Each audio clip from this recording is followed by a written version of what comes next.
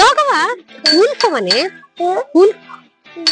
ಏನವ ಒಳಗಡೆ ಹೋಗಿ Harsha boating pedal boating big big boating ಎಲ್ಲ ಇದೆ ಇಲ್ಲಿ. ಬನ್ನಿ ನಮ್ ಜೊತೆ ನೋಡೋಣ ಯಾವ ತರ ಇದೆ ಅಂತ.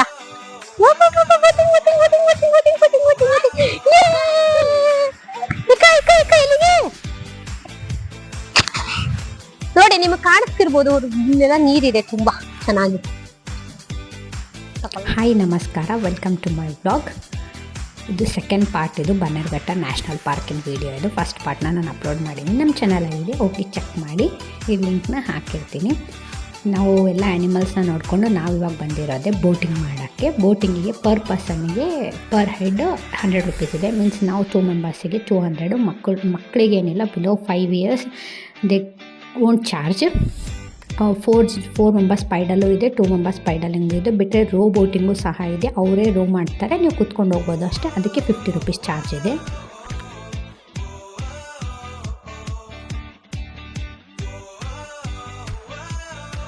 ನೀವು ನೋಡ್ಬೋದು ನಮ್ಮ ವರ್ಷ ಎಷ್ಟು ನಾಟಿಯಾಗಿ ಮಾತಾಡ್ತಿದ್ದಾನೆ ಅಂತ. ಇನ್ನೂ ಒಂದು ಮಾತಿದೆ,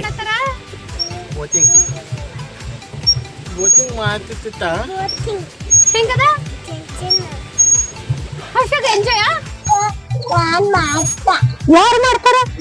ನೀನ್ ಬರ್ತದ? ಯಾರು ಹೇಳಿರ? ಇದೇನ್ ಸೈಕಲ್ ಮಾಡಿದ್ದು? ಏನದು?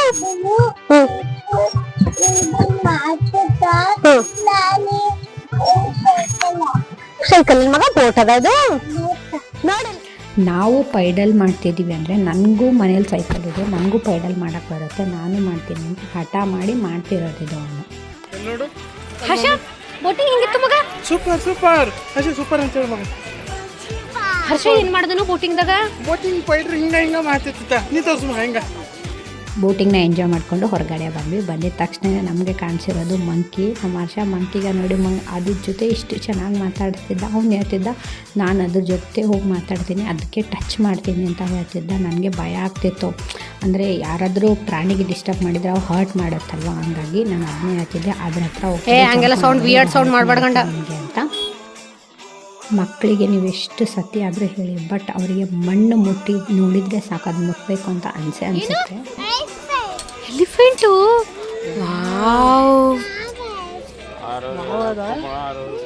ಅವ್ನು ಅವಾಗಿಂದ ಎಲಿಫೆಂಟು ಅಂದ. ಫೈನಲಿ ಎಲಿಫೆಂಟ್ ಕಾಣಿಸೇ ಬಿಡ್ತು. ತುಂಬ ಚೆನ್ನಾಗಿ ಕ್ಯೂಟ್ ಆಗಿದ್ವು. ಅದರಲ್ಲಿ 5 ಎಲಿಫೆಂಟ್ ಇದ್ವು. ಆ ಎಲಿಫೆಂಟ್ ನೋಡಿದ ತಕ್ಷಣ ನಾವು ಹೋಗಿರೋದು ಲಾಯನು, ಬಟ್ ಲಾಯನ್ ಆಲ್ರೆಡಿ ಮಲ್ಕೊಂಡು ಬಿಟ್ಟಿತ್ತು, ಅದೇನು ಕಾಣಿಸ್ಲಿಲ್ಲ ನಮಗೆ. ನೆಕ್ಸ್ಟ್ ನಾವು ನೋಡಿರೋದೇ ಚೀತಾ, ಬಟ್ ಅದು ಬೇಗನೆ ಒಳಗಡೆ ಹೋಗ್ಬಿಟ್ಟು. ಆಟ ಆಡ್ಲತ್ತವೆ ಅವು. ಏನ್ ಮಾಡತ್ತ ಮಗ? ನೀವೇ ಹೋಯ್ತ್ರೇನ ಆಟ ಆಡ್ಲಕ್ಕ? ಜರ ದೂರದಿಂದ ನೀವೇ ಹೋಯ್ತ್ರೇನ? ಏನ್ ಮಾಡತ್ತವ? ಯಾರ ಜೊತೆ? ಅದ್ರ ಜೊತೆ ಹಂಗ ಆಡ್ತಿ ಫೈಟಿಂಗ್ ಆಡ್ಬೇಡ್ದ ಮಗ. Compared to Mysuru zoo park ಇದು ಮಾತ್ರ ಒಂದು ಸ್ವಲ್ಪ ಚಿಕ್ಕದಿದೆ. ಮೈಸೂರಲ್ಲಿ ತುಂಬ ದೊಡ್ಡದಾಗಿದೆ. ಇಲ್ಲಿ ಇನ್ನೊಂದು ಏನಂದರೆ ಸಫಾರಿ ಇದೆ, ನೀವು ಬೇಕು ಅಂದರೆ ಹೋಗ್ಬೋದು. ಈ ಥರ ಬಸ್ಸಲ್ಲಿ ಕರ್ಕೊಂಡು ಹೋಗ್ತಾರೆ. ಅವತ್ತು ತುಂಬಾ ರಶ್ ಇತ್ತು, ಅಂದರೆ ಫುಲ್ಲು ವೆಯ್ಟಿಂಗಲ್ಲಿ ತುಂಬ ಇರಬೇಕಾಗಿತ್ತು, ಹಂಗಾಗಿ ನಾವು ಹೋಗಿರಲಿಲ್ಲ. ನಾವು ಅಲ್ಲಿಂದ ಹೋಗಿರೋದು ಬಟರ್ಫ್ಲೈ ಪಾರ್ಕು. ಬಟರ್ಫ್ಲೈ ಪಾರ್ಕಲ್ಲಿ ಹೋಗಬೇಕು ಅಂತ ತುಂಬಾ ಅನಿಸ್ತಿತ್ತು. ಹೊರಗಡೆ ಮಾತ್ರ ತುಂಬ ಸಖತ್ತಾಗಿತ್ತು. ಎಲ್ಲವ ತೋರಿಸಿ, ಯಾವ ಸೈಡವ? ಅಲ್ಲೆಲ್ಲ ಫೋಟೋ ತೆಗೆಸ್ಕೊಳಕ್ಕೆ ತುಂಬ ಚೆನ್ನಾಗಿರೋ ಪ್ಲೇಸಸ್ಸು, ಅಂದರೆ ಕ್ರಿಯೇಟಿವಿಟಿ ಥರ ಮಾಡಿದ್ದಾರೆ. ಹೊರಗಡೆಯಿಂದ ನೋಡ್ಬೋದು ಎಷ್ಟು ಚೆನ್ನಾಗಿದೆ ಅಂತ. ಒಳಗಡೆಯಿಂದನೂ ಅಷ್ಟೇ, ಓನ್ಲಿ ನೀವು ಬಟರ್ಫ್ಲೈಸ್ ಮಾತ್ರ ನೋಡಲ್ಲ, ಇಲ್ಲಿ ಕಲರ್ಫುಲ್ ಆಗಿರೋ ಫಿಶಸ್ ಸಹ ನೋಡ್ಬೋದು. ಬಟರ್ಫ್ಲೈಸ್ ಅಂದರೆ ತುಂಬ ವೆರೈಟೀಸ್ ಆಫ್ ಬಟರ್ಫ್ಲೈಸು. ಆಮೇಲೆ ಅದ್ರ ಲೈಫ್ ಸೈಕಲ್ಸು, ಅದಕ್ಕೆ ಬೇಕಾಗಿರೋ ನೇಚರ್ನ ಅದನ್ನ ಕ್ರಿಯೇಟ್ ಮಾಡಿದ್ದಾರೆ ಅವರು. ಮೆಸ್ ಎಲ್ಲ ಹಾಕಿ ತುಂಬ ಚೆನ್ನಾಗಿ ಮಾಡಿದ್ದಾರೆ. ಮಕ್ಕಳಿಗೆ ಮಾತ್ರ ಮಸ್ಟ್ ಅಂತ ಹೇಳ್ಬೋದು ಇದು ಪ್ಲೇಸ್ ವಿಸಿಟಿಂಗಿಗೆ. ಇಲ್ಲಿ ಫಿಶಸ್ಸು ಸಹ ನೋಡ್ಬೋದು, ಇಷ್ಟು ಕಲರ್ಫುಲ್ಲಾಗಿ ಚಿಕ್ಕ ಫಿಶಸ್ ಹಿಡ್ಕೊಂಡು ದೊಡ್ಡ ತನಕ ಫಿಶಸ್ ಎಲ್ಲ ಅಕ್ವೇರಿಯಮಲ್ಲಿ ಇಟ್ಟಿದ್ದಾರೆ. ಆಮೇಲೆ ಲೈಫ್ ಸೈಕಲ್ ಯಾವ ಥರ ಬಟರ್ಫ್ಲೈಯಿಂದ ಕ್ಯಾಟರ್ಪಿಲ್ಲರು ಬಟರ್ಫ್ಲೈ ಹೆಂಗೆ ಕನ್ವರ್ಟ್ ಆಗುತ್ತೆ ಅಂತ ಫುಲ್ಲಿ ಎಕ್ಸ್ಪ್ಲೇನ್ ಮಾಡಿದ್ದಾರೆ. ಯಾರಾದರೂ ಓದೋ ಮಕ್ಕಳಿಗೆ ಬಟರ್ಫ್ಲೈ ಬಗ್ಗೆ ಕಾಮನಾಗಿ ಸೈನ್ಸಲ್ಲಿ ಇದ್ದೇ ಇರುತ್ತೆ, ಅವ್ರನ್ನ ಇಲ್ಲಿ ಕರ್ಕೊಂಡು ಬಂದು ಕರೆಕ್ಟಾಗಿ ತೋರಿಸಿ ಅವ್ರಿಗೆ ಪ್ರಾಕ್ಟಿಕಲ್ ಆಗಿ ಇರುತ್ತೆ. ಬಟರ್ಫ್ಲೈನ ಇದೆ, ಇಲ್ಲಿ ನೋಡ್ಬೋದು. ಸ್ಕಾರ್ಪಿಯೋ ಇದೆ.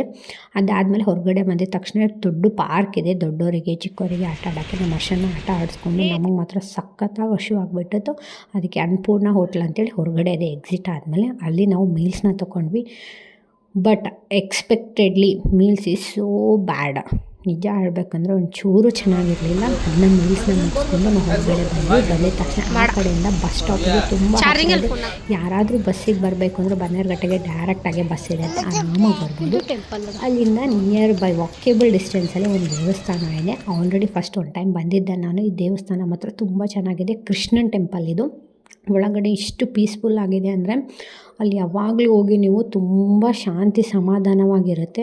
ಹಂಗಾಗಿ ನಾವು ಆರಾಮಾಗಿ ಇಲ್ಲಿ ಟೈಮ್ ಸ್ಪೆಂಡ್ ಮಾಡಿಕೊಂಡು ಒಂದು ½ ಇಲ್ಲೆಲ್ಲ ಸ್ಟೇ ಮಾಡಿ ದೇವ್ರ ದರ್ಶನ ಮಾಡಿಕೊಂಡು ನಾವು ನಮ್ಮ ಮನೆ ಕಡೆ ಹೊರಟ್ಬಿಟ್ವಿ.